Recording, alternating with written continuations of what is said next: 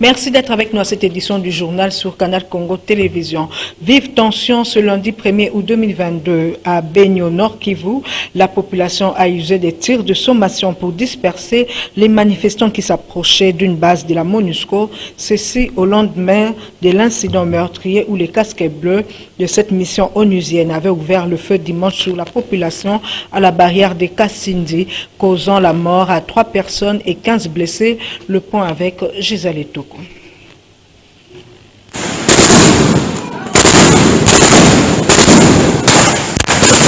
Les faits se sont produits dimanche au poste frontière de Kassindi.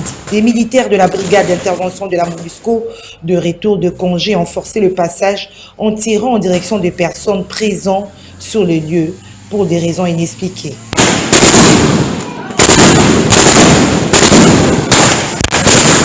Bilan, 3 morts.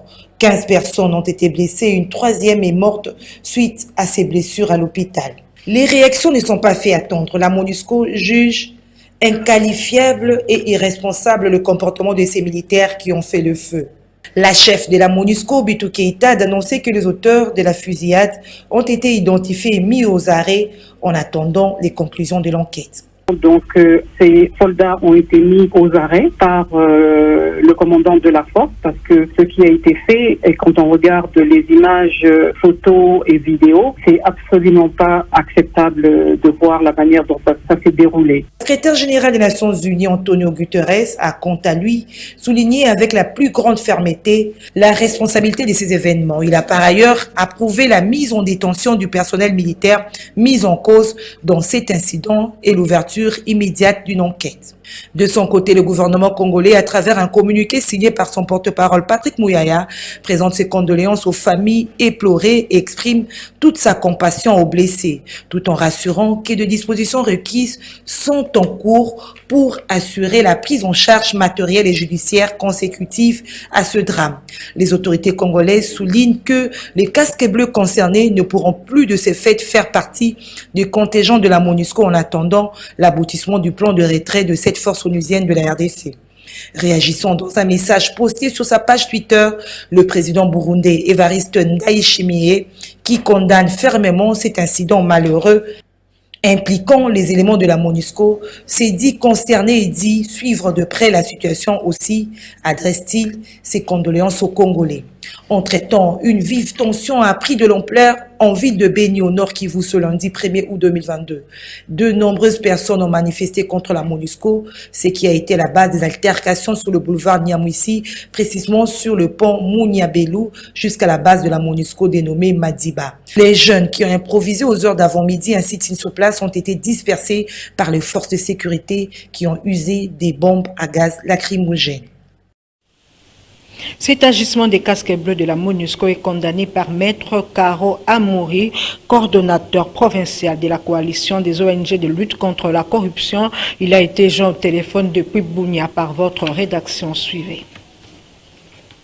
De l'événement malheureux qui s'est passé aujourd'hui matin à 6 heures, précisément à Kassindi, où l'isolement, ou dirais-je la force MONUSCO, qui a dit crépiter même de balles en pleine frontière, comme s'il n'y a pas une frontière existentielle réellement. Venant de l'Ouganda, il a fallu à tout prix qu'il y ait crépitement de balles passe pour forcer cette barrière et enfin qu'il y ait un chemin, oui, c'est par ces frontières où on peut entrer au Congo et c'est par frontière où il y a l'accès, l'autorisation et l'accès, il y a des autorités établies sur place, il y a des agents, il y a tout service confondu qui de fois un paisible Congolais quand il passe, il doit passer dans tous ces services tout en y laissant un franc.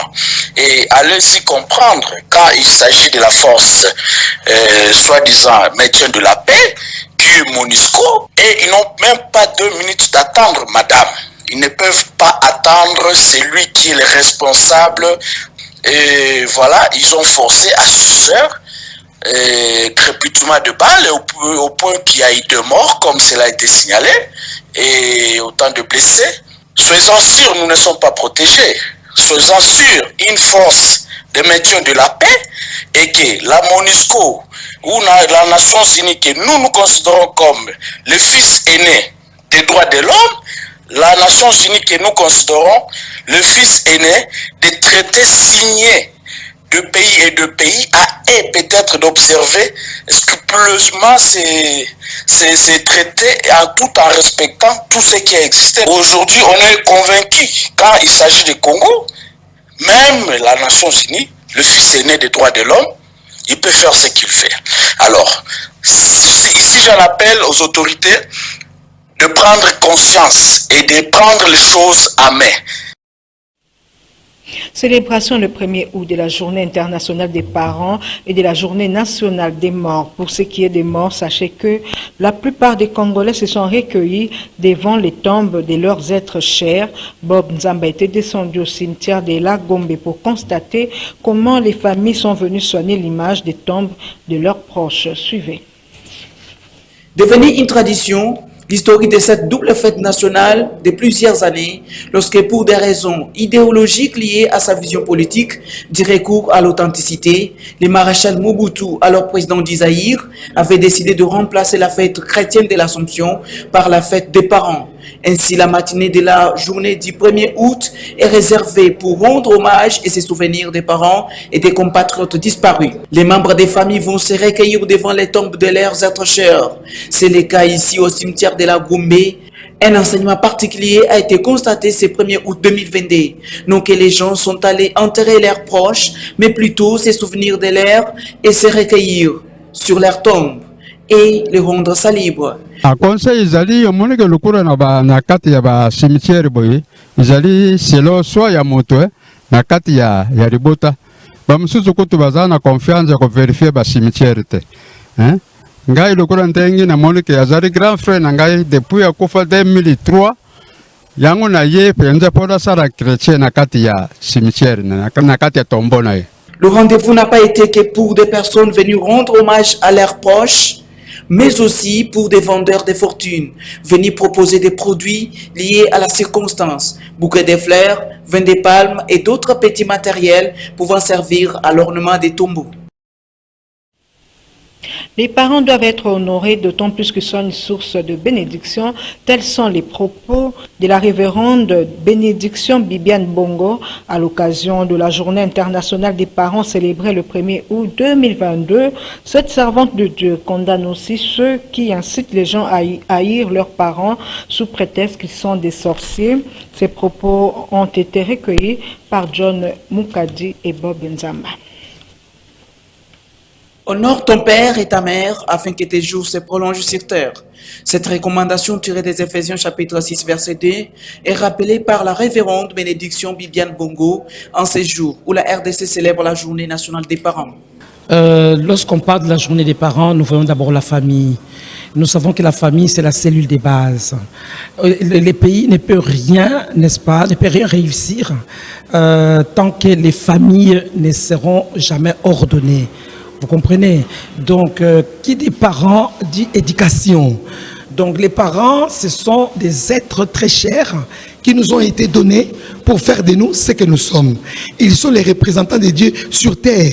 D'ailleurs, Dieu a dit dans Éphésiens chapitre 6, des versets 1er ou deuxième verset, « Honore ton père et ta mère, afin que tu vives des jours heureux. » Et il va dire aussi dans Proverbe 10, si je ne me trompe pas, enfant, écoute l'instruction de ton père et reçois, n'est-ce pas, les enseignements de ta mère. Voilà, donc les parents sont des êtres que nous devons vraiment valoriser. Si nous voulons connaître, nous voulons vivre la longévité, nous voulons vivre des jours heureux, nous devons honorer nos parents. Voilà, moi je suis contre, je suis pasteur, je suis contre, n'est-ce pas, les hommes de Dieu ou les femmes de Dieu qui disent aux gens, débarrasse-toi de tes parents parce qu'ils sont sorciers. Non, je suis contre ces serviteurs-là qui divisent les familles en fait. Parce que quand la famille est divisée, c'est l'église qui est divisée. C'est la nation qui est divisée aussi. Donc nous devons penser, n'est-ce pas, à unifier nos familles et surtout à honorer nos parents qui nous ont donné la vie. Page santé à présent, au total 1700 infirmiers ont prêté serment le samedi à l'Institut national pilote d'enseignement des sciences de la santé. La cérémonie a eu lieu en présence de plusieurs cadres de ce secteur ainsi que du président de l'Ordre des infirmiers du Congo. Reportage Gisèle Toko et Yves Lechongi. Conscient de mes obligations, ils étaient au total 1700 infirmiers à prêter serment ici à l'Institut national pilote d'enseignement des sciences de santé.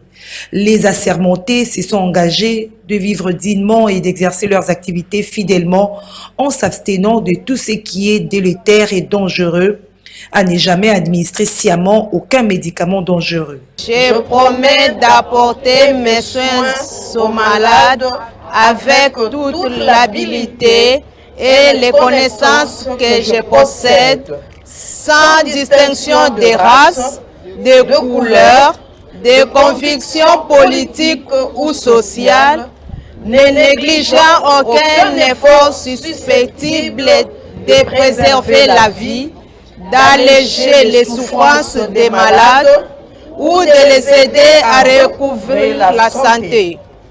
Je respecterai en toutes circonstances la dignité et les croyances religieuses des patients confiés à mes soins. C'était en présence de plusieurs cadres de ces secteurs. Ainsi, dans son allocution, le président de l'Ordre national des infirmiers du Congo, Komba Djeko, tout en les félicitant et les souhaitant la bienvenue dans la grande famille infirmière, les a rappelé que l'infirmier n'est pas un petit métier, c'est une profession qu'on n'y accède que par les études et les diplômes. Être infirmier est une fierté. Vous n'êtes pas des petits hommes ou des petites femmes, vous êtes des personnes entières.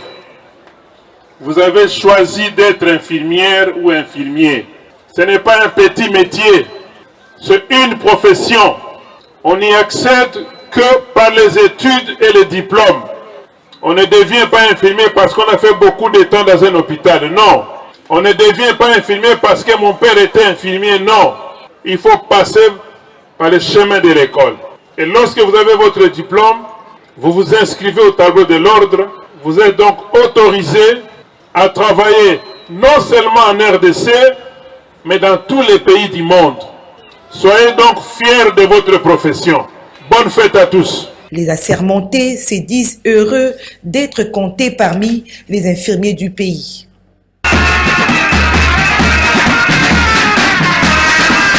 Oui, vraiment, c'est une joie de prêter serment, d'être inscrit dans l'ordre des infirmières. C'est vraiment une joie et une fierté parce qu'être infirmière, ce n'est pas de la blague.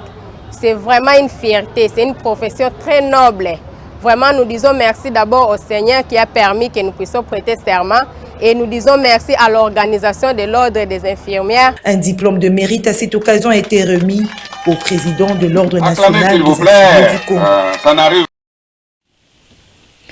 Après Boamanda, qui venait d'être doté d'une station radio moderne de Radio Liberté, c'est le tour de la ville de Zongo de bénéficier d'une nouvelle station radio. Après 9 ans d'arrêt de fonctionnement de l'ancienne station, ces appareils ont été acquis sur fonds propres du promoteur du groupe des médias CCTV Rally, l'ancien vice-président de la République, Jean-Pierre Bemba. Il faut signaler, après Zongo, ça sera le tour de Karawa dans le nord Ubangi et Nguya dans le sud du Bangui d'être aussi doté des nouvelles stations radio.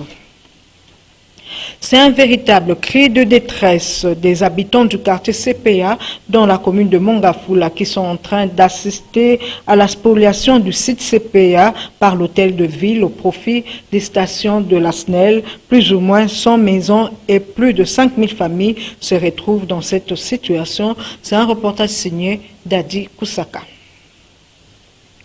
Le quartier CPA dans la commune de Mongafula est en train d'être spolié par la Société nationale d'électricité SNEL.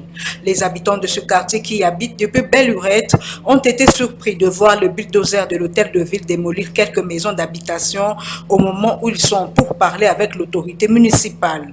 Ces habitants du quartier CPA qui n'ont personne pour défendre leur cause lancent un SOS à l'autorité compétente afin de leur venir en aide.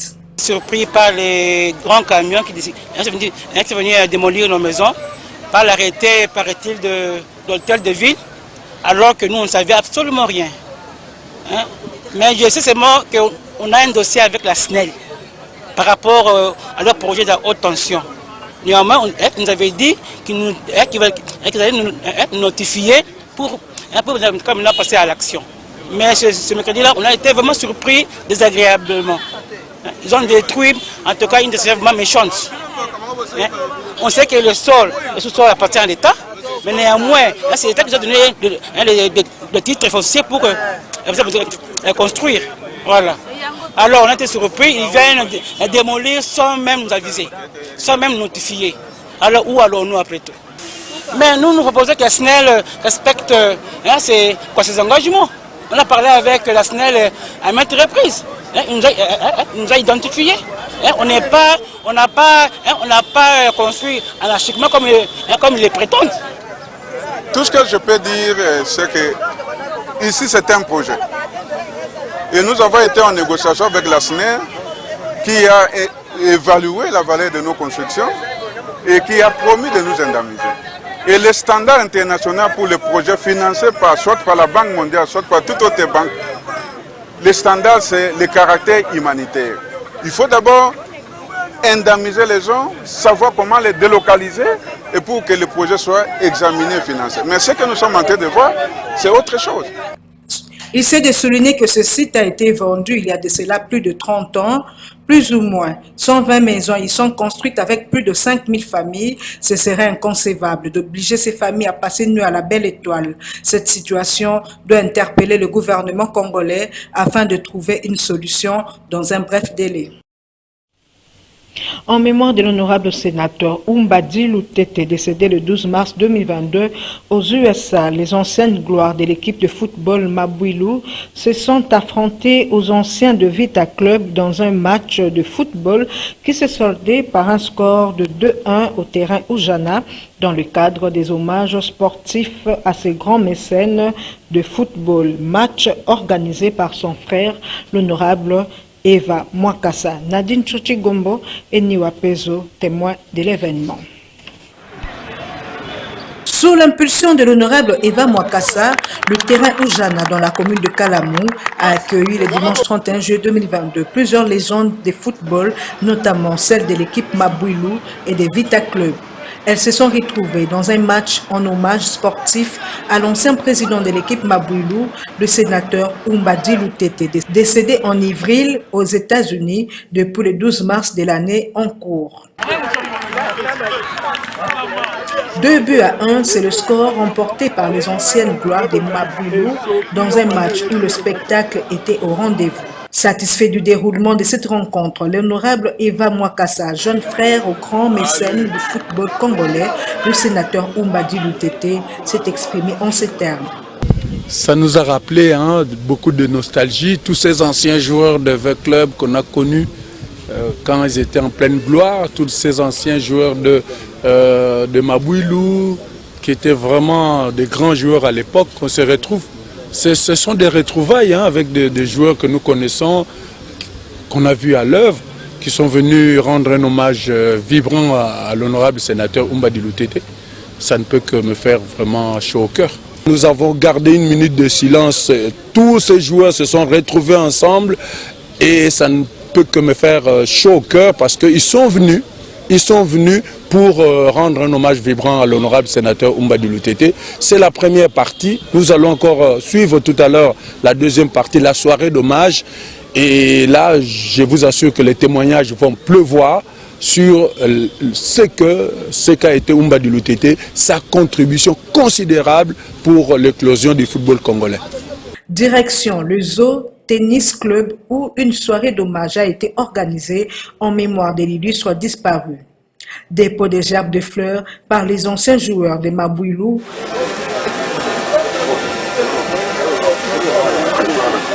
Musique, interprétation ont couronné cette soirée qui a connu la participation de plusieurs personnalités politico-administratives.